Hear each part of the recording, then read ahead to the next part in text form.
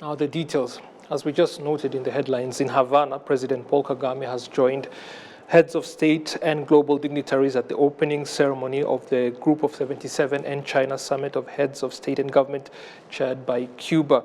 The summit is being held under the theme Current Development Challenges, Role of Science, Technology and Innovation, and is being hosted by the President of Cuba. We have the details on that.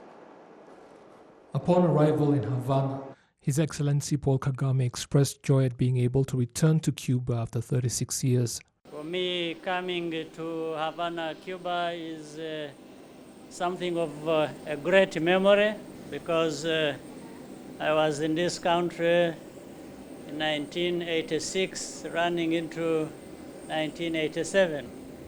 That is 36 years ago.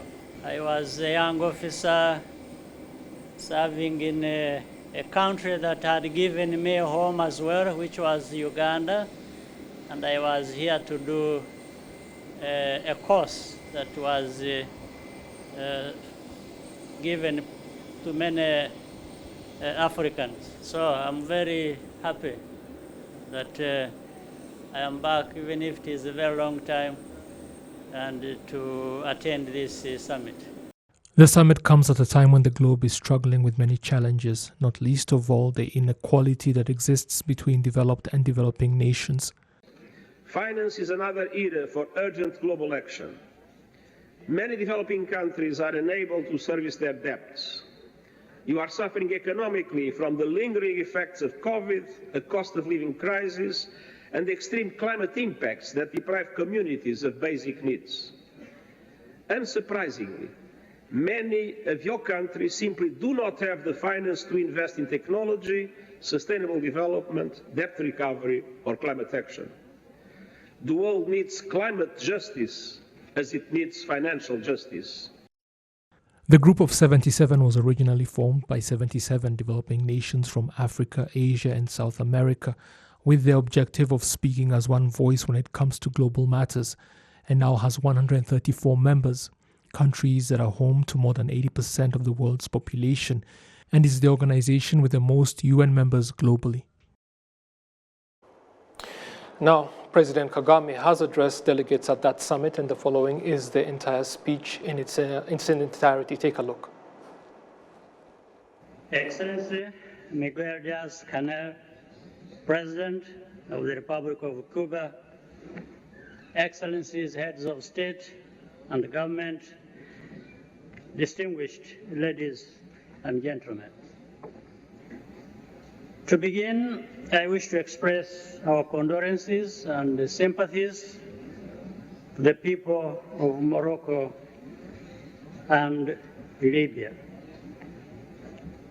I thank President Miguel Diaz-Canel and the government and the people of Cuba for the warm welcome and hospitality in Havana, a city and the country I had the opportunity to live in for 9 months, 36 years ago, long years indeed. I'm very happy to be back. Mr. President, I also wish to commend you for your leadership as chair of the Group of 77 plus China. Today, developing countries are disproportionately affected by global shocks, including climate change, geopolitical tensions, and the lingering effects of the pandemic. Science and technology have the power to unite us and transform our future for the better. Unfortunately, access to the latest technology is not universal. In poorer countries, this negatively affects the response to emergencies. A case in point is the pandemic, where vaccines became available according to wealth. The concentration of technological development in rich countries also encourages brain drain. In Rwanda, we have focused investments in digital skills, technology, and data governance frameworks. This is driven by two factors. For one, our vision is to become a knowledge-based economy. In line with this objective, we have invested in digital skills and literacy. Today, the Kigali Innovation City is home to world-class universities, where students, including women and girls, have the opportunity to specialize in ICT and bringing together African talent. Ultimately, we want them to innovate solutions for our common challenges. Second, our investment in the digital transformation has been informed by the need to close the imbalances in human capital development between rich and poor countries. Among other factors, we believe these imbalances to be a root cause of the migration crisis, which unfortunately continue to break families apart. The private sector is a key partner for us in biotechnology, including vaccine manufacturing, and scientific and technological research institutions. As we work toward our milestones, we also benefit from South-South cooperation. South-to-South cooperation can mean different things, but in our context, it should be about changing the narrative that developing countries cannot be part of global solutions for ourselves and the whole world.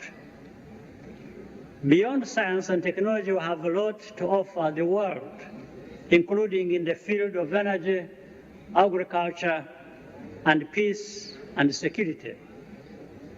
This wealth of knowledge and expertise, we also need to share it among ourselves. In the case of group of 77 plus China, we represent more than 80% of the world's population. That is a comparative advantage, and we need to make good use of it to fulfill our promise of building a brighter future for our people. Science and technology are evolving at a very fast pace, with artificial intelligence at the heart of this growth. We are still in the beginning phases of putting in place a comprehensive framework to regulate this new technology.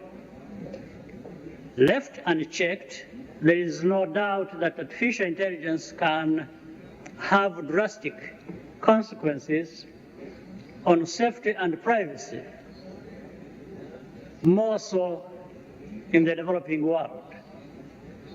Nevertheless, we have to search for the silver lining. In developing countries, artificial intelligence can increase the productivity of our industries and make them more competitive in the global market. The impact on our economies will be positive.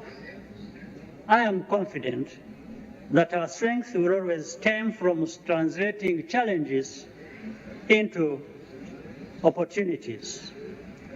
To end, I would like to commend Cuba for being a trailblazer in the field of science and technology.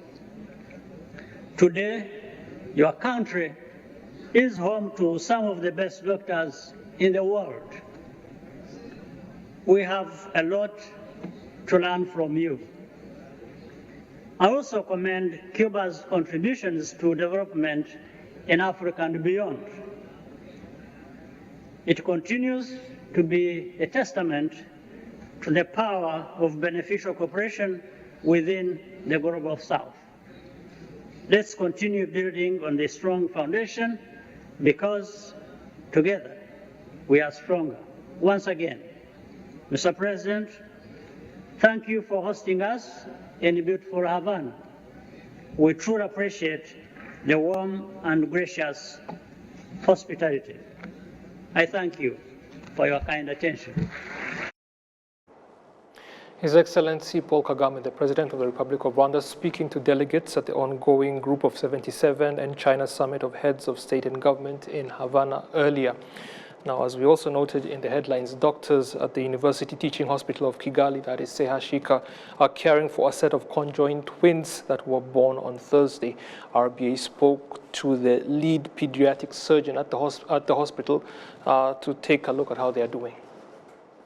They are what we call omphalopagus, which is a junction at the lower chest, the abdomen, and for this set of twins, they are also joined at the level of the pelvis. For now, because the babies were born with an imperforate anus, we are going to proceed to perform a procedure, an emergency procedure, to give them a way of passing stool. And the next steps will follow in the coming weeks. Dr. Edmond Ntaganda, the lead pediatric surgeon at CHUK, speaking to RBA earlier about the condition of the babies. Now, staying with child matters, in the last 4 years, the Rwanda Forensic Laboratory has carried out 839 DNA tests, with the results of some of the tests being used in courts of law to determine the parents of different individuals, especially in cases when children are denied their rights by parents who claim they did not father them. Organizations like Haguruka have been helping minors who find themselves in such dilemmas to get justice in most cases after many years of struggling with the issue. The Rwanda Forensic Laboratory has been commended for making such services accessible to the general public, unlike before when samples had to be sent to Germany for DNA testing to be possible. Between 2019 and 2022, the lab received 629 requests for DNA testing from individuals for varying reasons, with another 210 requests submitted for legal purposes. Again, staying with the issue of the care of minors in this country, the Ministry of Gender and Family Promotion, along with its partners, has launched a national child protection management framework aimed at strengthening child protection service delivery as well as providing early justice. We have the details with Prince Manzi. Child abuse cases continue to be an issue with the late Serve Justice added on it. This often comes as a result of lack of coordination between actors when the case is presented. The framework initiated by the Ministry of Gender and Family Promotion with its partners is set to tackle on this issue and provide mechanisms for effective child protection as elaborated by Dr. Valentino Amaria, the Gender and Family Promotion Minister. The assessment presented today examined the institutional arrangements, legal and policy framework, coordination mechanisms, services, workforce, data systems, and modes of child participation that currently exist to support a functional child protection system. Some of the child representatives at the district levels demonstrate that most of the child abuse cases result from family disputes. Mostly for the teen pregnancies, you find that they mostly lack parental care. Disputes, these cases began in families. The Minister of Gender and Family Promotion, Dr. Valentino Amaria, states that this assessment reflects on the commitment of the government of Rwanda and adds that there should be a role to be played by various partners.